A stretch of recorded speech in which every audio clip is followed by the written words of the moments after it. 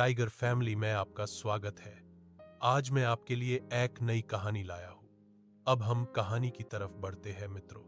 कहानी का अंत मिस मत करना। झूलते मीनारों का अनसुलझा रहस्य।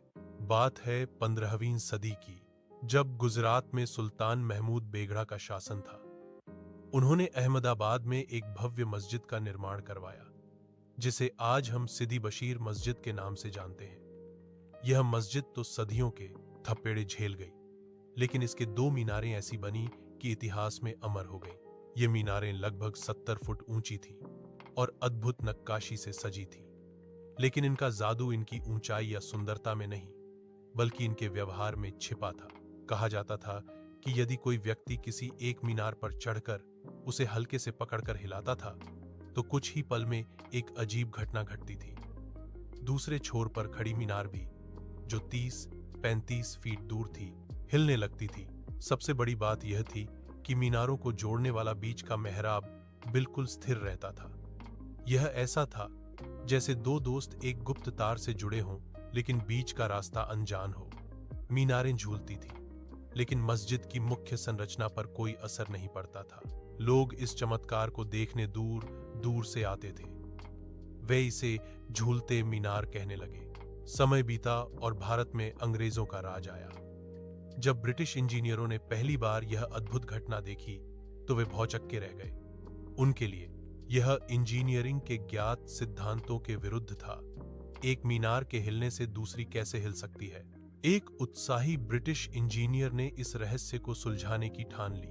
उसे लगा कि भारतीय कारीगरों ने जरूर कोई गुप्त तकनीक छिपाई है, जिसे वह अपनी आधुनिक वैज्ञानिक समझ से उजागर कर देगा।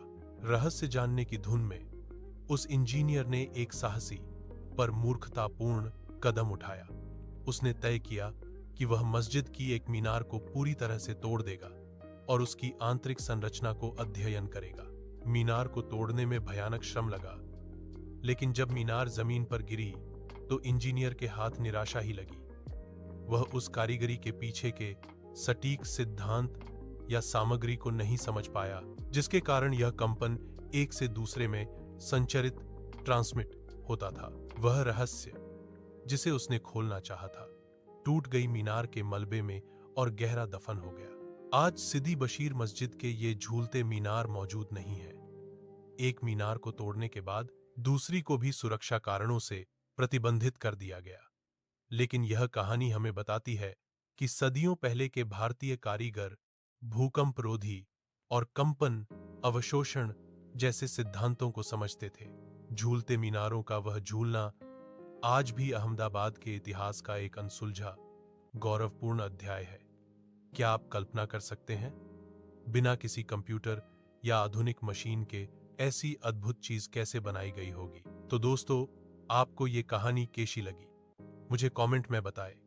और ये ही कहानी सुनने के लिए द इंडियन टाइगर मल्टीवर्स को सब्सक्राइब करें और टाइगर फैमिली का हिस्सा बने। जय हिंद।